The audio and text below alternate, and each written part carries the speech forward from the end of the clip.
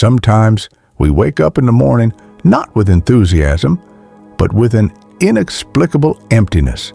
Our eyes open, our body moves, yet our soul is left somewhere behind, frozen in a place unreachable by light.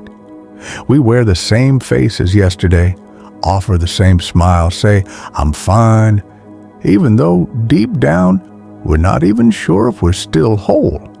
The world keeps spinning, and we follow along, but like a shadow, always half a step behind reality.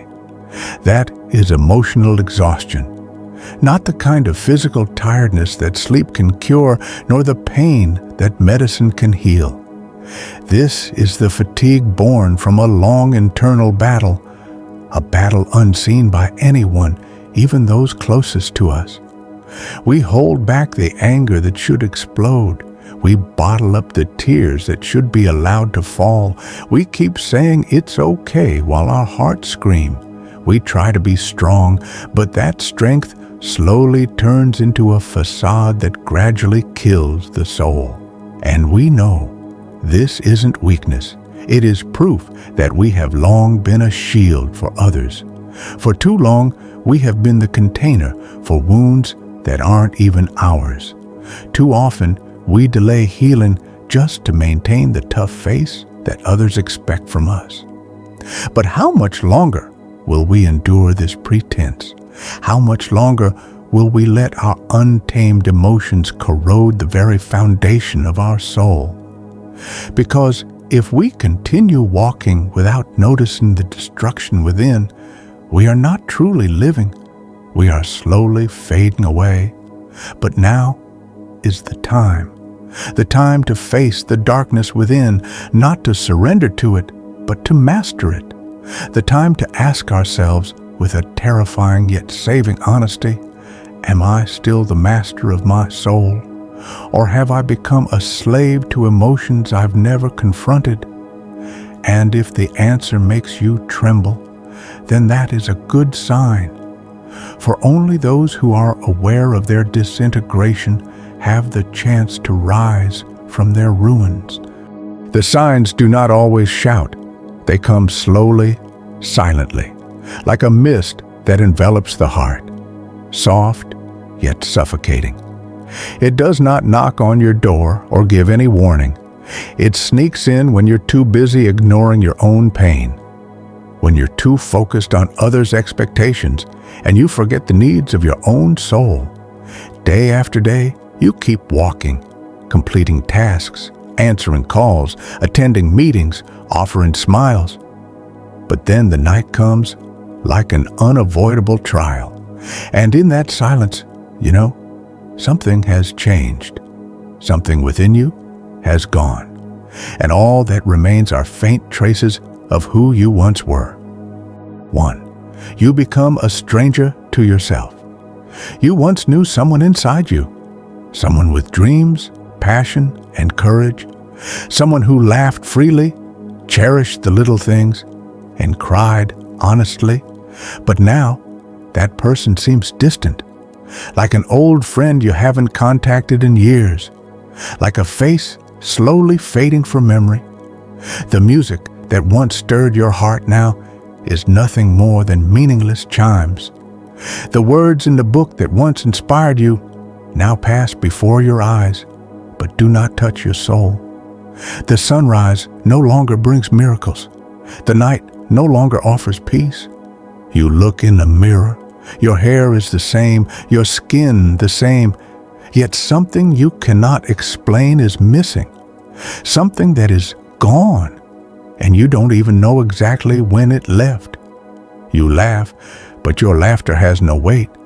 You cry, but your tears bring no relief. As if everything in your life has become a mechanical motion without life. And what is most frightening is not that others no longer recognize you, but that you yourself no longer recognize who you are. Life goes on around you, but you are just a spectator, standing behind a thick glass, watching the world laugh, cry, fall in love, and dream, while you stand there, trapped within your own body, You feel like a shadow, moving, present, visible, but without substance, without roots, without a center, like a traveler who has forgotten the way home, like debris from a shipwreck drifting aimlessly, and in that silence, a haunting question arises. Where did I go? Yet, from that question, perhaps recovery can begin. For only those brave enough to realize they are lost will start to search for the light that guides them home. 2. Small things break you. There was a time when you could face the storm, braving harsh words, laughing off insults, enduring pressure. But now, a single slightly off remark is enough to shatter your heart. A flat tone sounds like an insult. A blank look from someone you love suddenly feels like a deadly rejection. The little things you once brushed aside now turn into bullets, and each bullet pierces the fragile parts you never realized had already cracked. You want to be angry, but you have no energy. You want to explain your feelings, but you can't find the words. So you stay silent, withdraw, swallow it all inside again and again, until your chest feels tight and your head buzzes with thoughts that endlessly replay those painful small moments. And in that silence, the small wounds grow into a large wound, because an untreated wound never truly heals. It only waits to be triggered by things that seem insignificant to the world, but feel lethal to your weary soul. They say, don't be too sensitive. Don't wear your heart on your sleeve. Don't overthink. But they do not know that what you carry is not just emotion, but the ruins of feelings that never had the chance to be organized. They do not know that behind your seemingly exaggerated reaction, there is an accumulation of disappointment, a sense of not being appreciated, a feeling of loneliness that you have kept locked away for so long until even the slightest touch is enough to make you break. And this is not because you are fragile, not because your heart is weak, quite the opposite, because you have been too strong for too long, too often. You have held all of that without sharing the burden, without complaining, without pause. And now your heart is giving a signal that it can no longer bear the weight of the world alone. Don't let shallow emotions sink the ship of your soul. Marcus Aurelius. You need to learn to untangle it. Learn to say, this wound is real, but I am greater than this wound. Not by hating the small triggers, but by realizing that the trigger is not the problem. What needs to be healed is the root. What needs to be cared for is your soul, which has long lain silent in unnamed sorrow. And if today you feel broken over something that seems trivial to the world, know that a sensitive soul is not a weakness, but a gift that has yet to learn how to endure. When a small wound feels like a colossal collapse, don't blame yourself. Instead, take a deep breath and say to your heart, I hear you, I see you, I will learn to heal you. 3. You are tired, even when you do nothing. There is a fatigue that comes after hard work.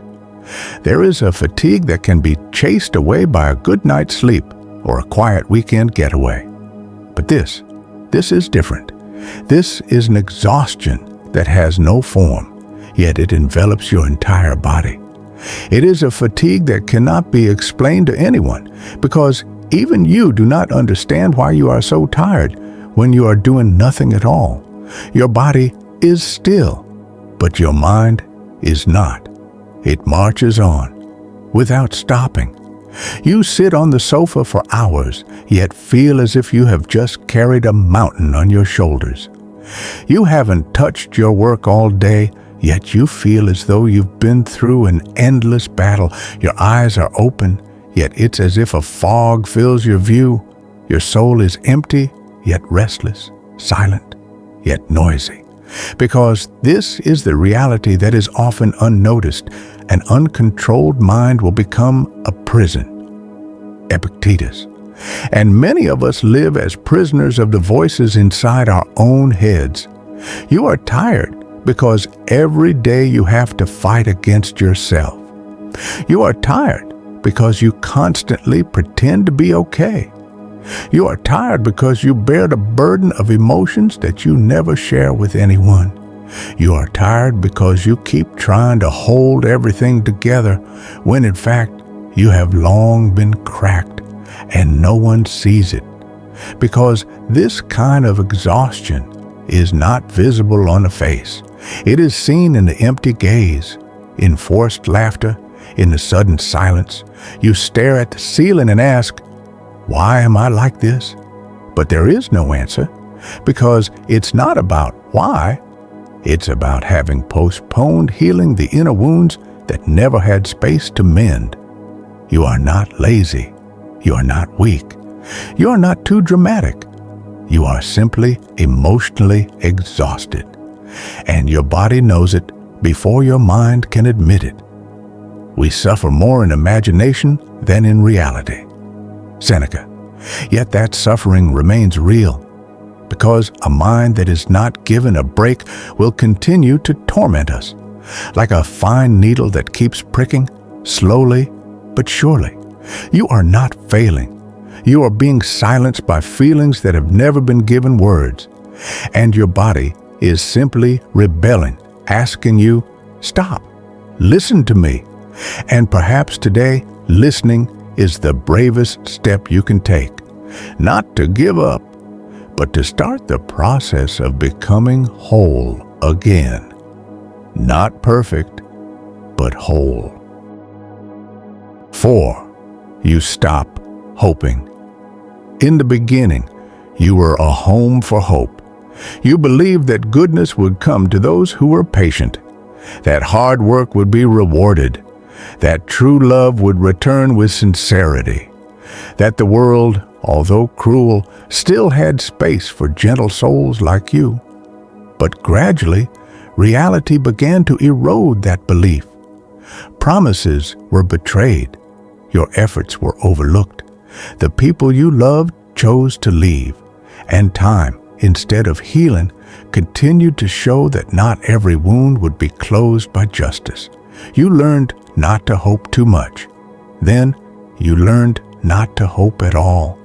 Not because you became bitter, but because every hope that grew sooner or later turned into a dagger that plunged into your back. Now you look to tomorrow without feeling, not because you don't care, but because hope feels like sweet poison. Beautiful at first, deadly in the end. You have buried so many desires in silence so as not to feel the pain when they do not come true. You begin to say to yourself, "It's okay. I don't need to be happy. It's okay. Maybe this is just my lot. It's okay. I will die peacefully as long as I don't hope anymore." Words that seem wise, but secretly extinguish the flame within your soul. Only those who have truly believed can feel the bitter pain of losing hope. Seneca, and you are one of them. But listen to this. Stopping hope for the world is not the end. It is a moment of transition. From hope that depends on external factors to a strength that is born from within. Because hope that grows from without is easily shattered by a world you cannot control. But hope built on principles, on inner will, on steadfast soul, that is the true hope that cannot be stolen by anyone. True freedom is when we no longer tie our hope to what we cannot control. Epictetus.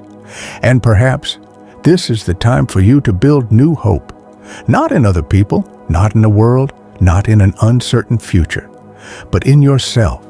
in your ability to endure, to think clearly in the darkness, to choose to live even when empty. You have not lost hope. You are merely being asked to find a deeper form of it, one that is not fragile, one that is not transient, one that does not depend on a world. And when that kind of hope begins to grow, even among the ruins, you can stand. Even in emptiness, you can become the light. 5. You become quiet, but not at peace. There was a time when silence was a choice. Silence meant wisdom. Silence was a form of calm strength, like a deep ocean. No need to speak loudly to show its depth. But now, silence is different. It no longer comes from tranquility, but from an exhaustion that can no longer be explained, from battles hidden for too long, from wounds too difficult to voice. You are not choosing silence. You are being imprisoned by it. You sit among people, letting the conversation flow past you, not because you have nothing to say, but because you feel your voice won't change anything. You only offer a small smile, a nod, answering just enough. Because every word feels heavy, every story feels futile. And in that silence, your soul becomes burdened by things it never had the chance to untangle. You don't cry, but your heart continues to ache. You are not angry, but there is a fire that keeps burning silently. Sometimes, the noise outside is better than the turbulent silence inside. Marcus Aurelius. You appear calm, but not at peace. You seem strong, but it is merely a mask. Inside you, there is a storm longing to be understood, but you are too afraid to let it out, because the world never really listens. And gradually, that silence transforms into a fortress. No one can enter. Yet, ironically, you can't get out either. Silence can be a space for reflection. But if left too long, it turns into a prison. For silence without understanding only deepens the chasm of alienation from yourself. If you cannot speak honestly to yourself, who else can? Epictetus. And sometimes, the only voice that can break the silence is the courage to say, I'm not okay. But herein lies the true strength of Stoicism, not in suppressing emotions, but in recognizing them, organizing them, and controlling them with conscious will, not by forcing yourself to be silent, but by learning to speak again, not to a world that may not care, but to the soul that awaits your honesty. So, listen to that silence, not as an enemy, but as a call, to start hearing again, to start feeling again, to start living again. But this is where the trial lies. A wise person does not let himself be carried away by emotions, says Seneca. And amid this exhaustion, we have a choice to become slaves to our inner storm or masters of the ocean of our soul. The path to recovery, a Stoic awakening from emotional exhaustion. You have walked too far in the dark, and with every step, a part of you has been left behind. Not because you are foolish, but because you have carried burdens that were never even asked of you for too long. Yet look, even if you are shattered, you are still here. And that is a sign that something within you has not completely faded. Exhaustion isn't always bad. Exhaustion is an alarm. It is not the end, but a call to pause and look within. No wind is favorable to a ship that does not know where it is sailing. Seneca. The fatigue you feel is not merely physical tiredness. This is a soul force to keep giving, to keep enduring, to keep forgiving, to keep smiling, without ever asking, how am I really doing? And when everything falls apart, When there is nothing left to hold on to, only then can you see the naked truth, that all along you have been living too far from your center. Falling is a gateway, not a grave. Recovery is not just about repairing, it is about rebuilding, not patching up old cracks with thin hopes, but replacing a worn-out inner foundation with new stones of awareness. The strong are not those who never fall, but those who know how to rise with honor. In emotional exhaustion, Stoicism does not teach us to endure without crying. It teaches us to cry consciously, to accept our wounds with courage, and then to stand, not because the world demands you rise, but because the soul within knows that life is still worth living, with values, with honor, and with steadfastness. Rise without dependence. This is the most painful yet liberating truth. No one comes to save you, not a lover, not family, not the world. But precisely because of that, recovery becomes pure. No one can steal your victory because every step is the result of your own struggle. Stop waiting for the world to change. Become the unshakable person, no matter the state of the world. Marcus Aurelius. True recovery is when you sit alone in a quiet room and slowly say, I choose to live, not because life is easy, but because I will not surrender my soul to despair. You don't have to be the same as before. A major mistake in recovery is trying to become the old you again. But don't you realize? The old you was the one who tolerated too many wounds. The old you was the one who stayed silent when you should have spoken, who endured even though you knew you were being sacrificed. Thus, recovery is not nostalgia. It is evolution.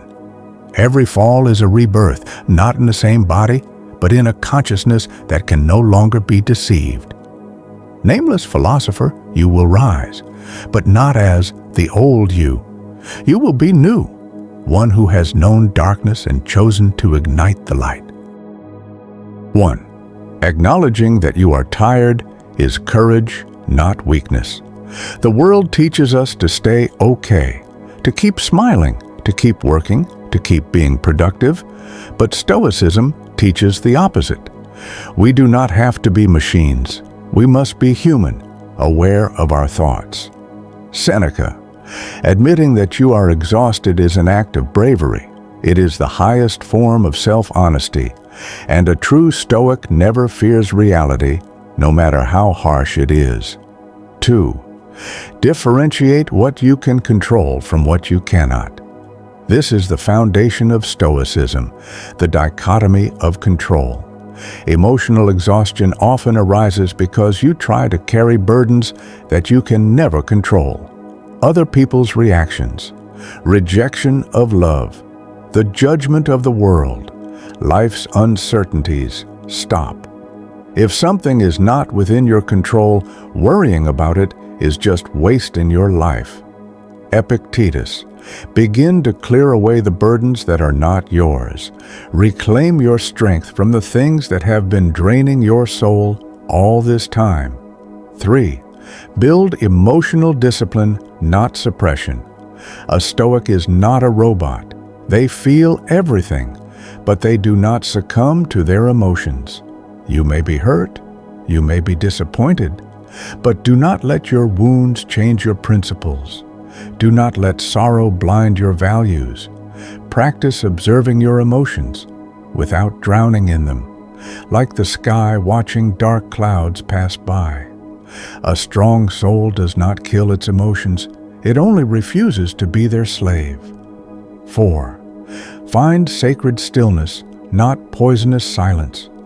We have spoken about how silence can become a prison, but if you accompany silence with awareness, it can become a place of rebirth. Find a quiet space to reflect. Do not be afraid to sit with your thoughts. Write, reflect, confront. Have the courage to start a dialogue with your inner self, and you will begin to hear the voice that was once buried by the noise of the world. Your true inner voice. 5. Find small purposes and let them be. Your first spark. Awakening does not start with grand dreams. It begins with a small step, waking up early, even when your soul feels heavy, organizing your thoughts in a journal, saying one honest sentence to yourself, or simply taking a deep, mindful breath. Don't underestimate small victories. They are where great strength is born. Marcus Aurelius. Don't wait for motivation. Don't wait for the world to change. Start igniting your own spark, even if it's just a tiny one today. 6. Remember, no one comes to save you, but you can save yourself. This is not about being strong for others, not about proving anything. It's about reclaiming control over your life, about stopping the hope that the world will fix what it has broken, and starting to say, I am enough, I am capable, and I will rise with calm, with awareness, with honor. Rise without a thunderclap, but with unbreakable strength. If you are still here, listening to these words until the end, it means your soul is searching for something. And believe it, what you are searching for is not mere motivation, it is meaning.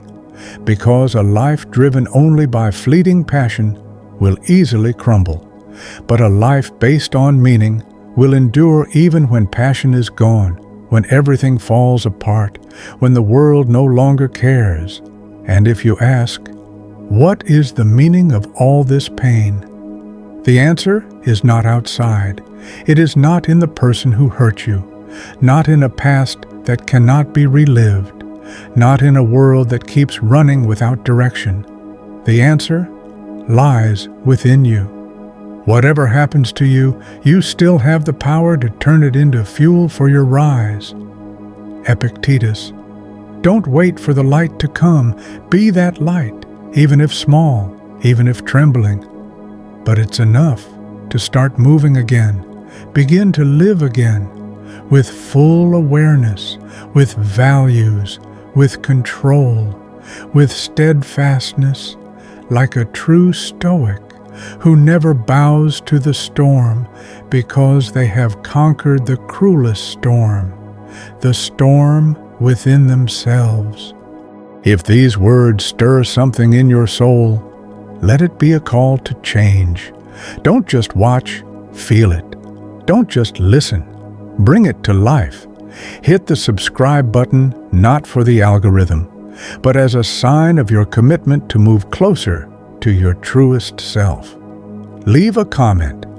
I will not surrender my soul to a world that does not know how to care for it.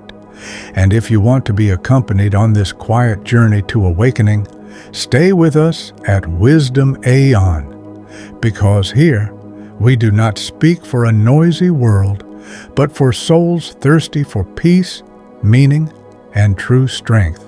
You are not alone, but even if you are alone, you are enough. Rise, not as someone else, but as you who has chosen to be aware.